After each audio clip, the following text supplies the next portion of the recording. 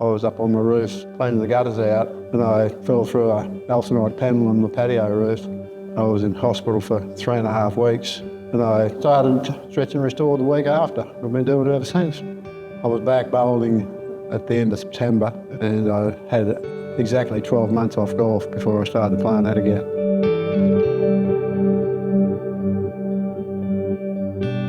I'm John French. I'm 72 years old. In April 2021, I was up on the roof cleaning the gutters out and I'm not sure what happened, whether I overbalanced or tripped, and I fell through a E𝐸𝐚𝐢𝐥 panel on the patio roof, knocked myself out and I got a cracked skull and I think 3 bleeds I had on the brain. My left shoulder blade was fractured, 7 ribs, 5 in a row down the left side and a couple on the right, and 2 vertebrae. I was in hospital for 3.5 weeks in that shock and frame set up. It was very uncomfortable. I'd had to wear that all day and I had a different one that I had to put on at night because I couldn't sleep in that one. And the nighttime one, I wasn't allowed to get out of bed until I'd changed it over to the daytime one. So we had a lot of problems doing that.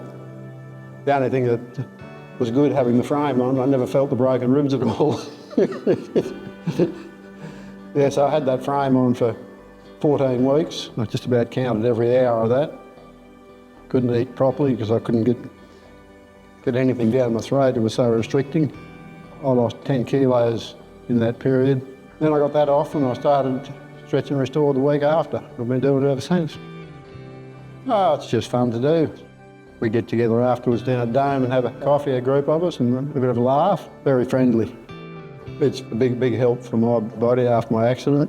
It improves my coordination, movement and so forth.